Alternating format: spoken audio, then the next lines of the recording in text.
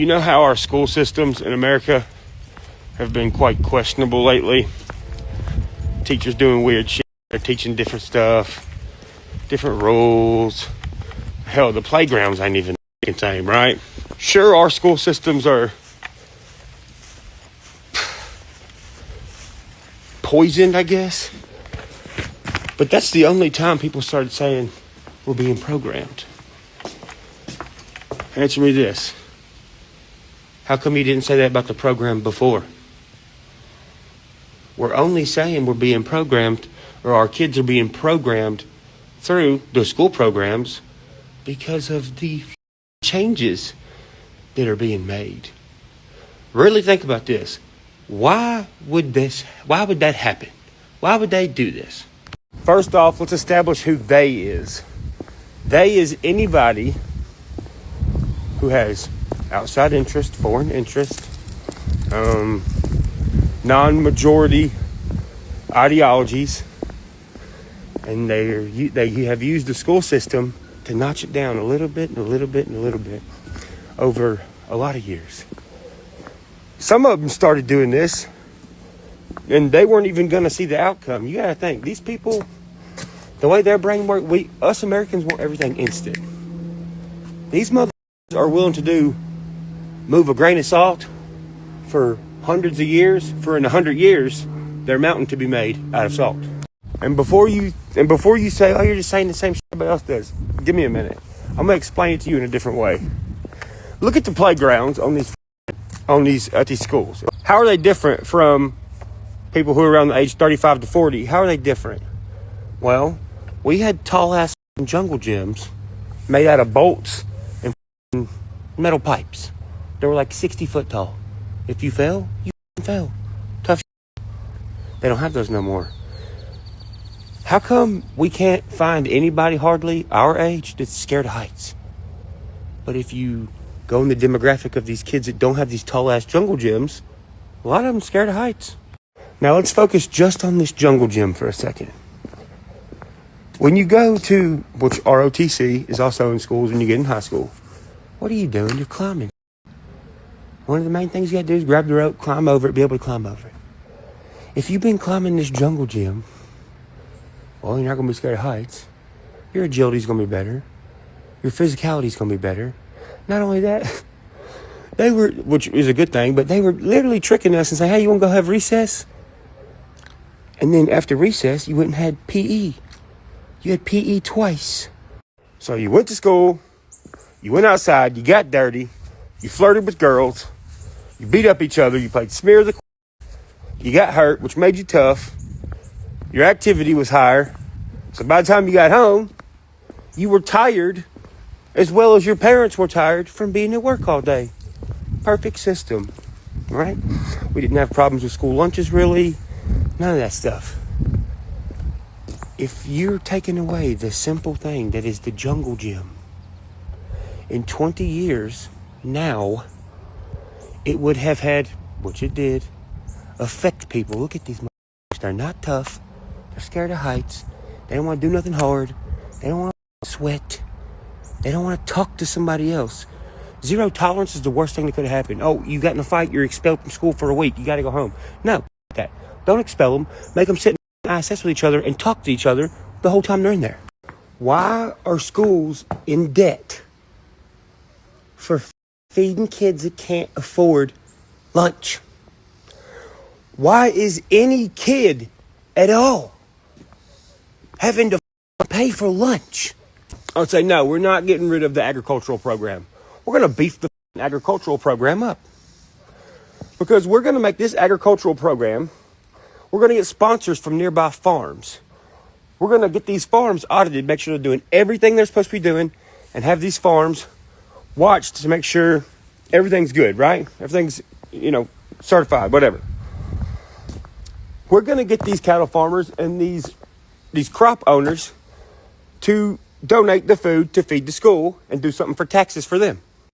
All that zero tolerance bullshit, do away with it. Don't send them home. They're going to be even more nefarious. They're going to steal their parents' vehicle. Their parents got to take off work. And then that company's got to have one less person that day. And then the parent loses money because their kid got in trouble. All of that. Get the agricultural program to be the new in-school suspension program. You're still on school grounds. You get in trouble, you want to fist fight with somebody. Both of y'all little motherfuckers are finna go out in the schoolyard and plant trees and plant bushes, and they're going to teach you landscaping. How about that? Then what? Then after 10, 15 years of doing that, well, the school don't need landscaping no more. They got instead of signing a waiver to watch the Diary of Anne Frank, why don't you just sign a waiver for the government to buy lawn care equipment for the school, so when kids get in trouble, if their parents sign the waiver, they can be taught how to ride a zero turn and mess with a weed eater and cut the grass. Then all the kids that get in trouble finally realize, like, yo, look at all these trees and all this shit we did together, even though we all got here by getting in trouble with each other. And now look what we did. That boosts the sense of social awareness with each other. It boosts the sense of community and literally stands behind the term or the phrase, teamwork make the dream work. The school looks good, and kids getting in trouble will be such at an all-time low, you probably wouldn't even have alternative schools anymore. So then your county could save all this money from sending all these kids to an alternative school, hiring extra teachers, needing an extra building, needing extra lunches. There's too much unnecessary debt everywhere. And the only way we got like this was another getting in a position that don't like our country, that wanted to weaken us, period. All right, now you ready for this? All this stuff we just said about ISS and the school lunches and agricultural program and all that, it led up to a high school where everybody knows everybody actually. Everybody respects everybody actually. Everybody has some sense of loyalty for everybody actually. Okay, well, don't you think school violence would go down? Like shootings? And if the kids were doing all that and they knew the school so well, planted these trees, did all this, they know where everything's at, they're aware. A shooter would probably not do too good if they cared about the school, they made the school what it was, and they could take pride in that and knew the ins and outs of it, right? Okay, now watch this. Everybody's about my age, 35, 40 years old. What is the main thing, kindergarten through fourth grade, they had us doing? The teacher's job wasn't to read from a pamphlet and give us some kind of math that don't make any sense so we can't build a house in the future. No, they were given simple things and they were just there to explain it to you. And these teachers were cognitive enough and felt normal and went home to normal lives to where that's all they wanted to do. They wanted to help kids understand stuff, right? Okay. We're also matching things, and we're also told to notice things that don't make sense back then. If we started there and did all the stuff I just talked about, do you realize how amazing this country would be again? It would be. That's what's going on right now. Now, what will some people say because I just said all this? Oh man, he's falling off deep end of it. They don't bother me. It shouldn't bother anybody. It shouldn't bother. Even if you love me to death, they're deranged, man.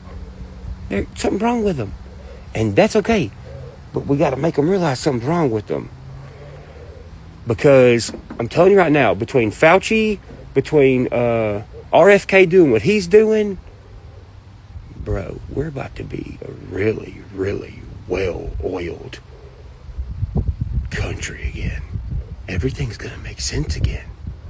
And after this happens, they'll make you realize the program you were programmed by last time, the one I was programmed by, and anybody around my age was programmed by, was a program to fucking better your life for the obstacles you were going to come across eventually. They were preparing communities to live up to the definition community and stand next to each other and be on the same page when something weird rolled into town. Maybe like something that ain't got a damn real birth certificate. Something that is like trying to get all these foreign people to chant death to America in the street. That's We were programmed by the good guys, dude. They programmed us to stand next to each other and be like, hey, that's the enemy right there. See, why is it 90% of us out here can't identify the enemy? Hell, half of them think the enemy's the good guy and they're taking up for it. That's because it's been 30, 40 years of up the program that had nothing wrong with it in the first place. And I know to some people this is a touchy subject. To me, there's no such thing as a touchy subject. It's all just that needs to be aired out. And I know there's people that I love that are going to disagree with what I say. That's fine. It's America, you're allowed to. What the Trump administration is doing right now is the most genius thing that has ever been done. He is going to go down as the most genius president of all time. The guy that knew what to do to put people in certain places to unfuck this the fastest it could ever be unfucked. Not only is he going to unfuck it, he's going to reinforce it to where it could never be with again. There are things that have been done to us in the past 5 years, just 5, that are invisible, that the majority of people, even people that are into politics and all that stuff like I am now, thanks to one of my buddies, there's been invisible things done that nobody's really talking about. Why is it so important to secure these tech companies and make sure they're doing what they're supposed to be doing? Why is it important to have your metadata secured? Because somebody that's very notable, I'm not saying who, said, look, they're out. This group of people is out for people that support the president and what he's saying. And they're helping him back up what he's saying because what he's saying is true. And they don't want it coming out. So what do? All of us Americans that have huge followings that were on the same, that still are on the same page and can understand what the administration, what President Trump and everybody's doing. We were targeted, but not by a bullet. We were targeted by, oh, he's canceled, causing a commotion, making the celebrity worry about being canceled. That. And in the process, they were taking their metadata and identifying what their algorithm was, and then swapping their algorithm to the opposite kind of person. So when they did post something good about the administration, about Trump, well, all of a sudden they started getting attacked by all these random people that never were in their algorithm. So what does that do to the celebrity that has this huge following that agrees with all this American national, is on the same page? What does that do to them? It makes them stop and they're like, wait, what? And they start questioning themselves. They start questioning what they believe in. And then they start eventually tiptoeing and saying the opposite of what they've been saying the whole time. Making them look, well, they look unstabilized. They look like they don't know what they believe in. They look lost. More than half of them did get lost. The ones like myself that were raised by the correct program that my age group grew up on, was like, no, you ain't tricking me. Now, also, what does that mean? That means the program that we were raised up on, my age group, 30 years ago, was so genius and so effective in a good way that even through all this, the internet, all these psychological operations, if that's what you want to call them, look at everybody it affected. It still didn't affect all of us because it was designed to be bulletproof. And I promise you, you can screen record this, please do. I promise you, if you knew the end game and you knew what happens at the end of all this, and you could see how our country is after all this happens, you would be thanking Trump right now. And you'd be like, man, I didn't see what you were doing, but that's smart. And we appreciate it. Because it fixed every compartmentalized of our society for the greater good of everyone who is a legal born citizen.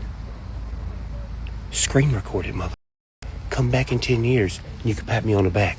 Now, if you look back through my career and you see all these conflicts I have with people, look at the conflict. Look what it's about. Most of them are about cultural reasons. What is our president saying? We must preserve culture. I wasn't talking to these artists just to talk to them. I was talking to them because of what they were doing. Luke Combs. Luke Combs comes down, and look, this is just for reference, and it's true. Luke Combs, hey brother, want to do a song? Yeah, come on. We'll make something viral. Promise. We did. Luke Combs was around his culture. He had fun while he was there. We all had a great time, right? Was he having a great time when they convinced him to get on the internet and be like, oh, sorry, I make a boo-boo. I'll never do it again. Oh, rebel flag so bad. No. That was a little tiny piece of shaming American culture. Whether you agree with it or not, that's what it was. Why the f*** else are they doing it? So when he sings, can I get an outlaw? Or we don't need another pretty boy singing pretty songs. Fake country boys doing country all wrong. We need another Haggard, another Johnny Cash. I need a preacher. I need a savior. How about y'all? Can I get an outlaw? I mean, I guess they can, but it's not going to be you. It ended up being me. Good job. You've been cleaning for like 30 minutes.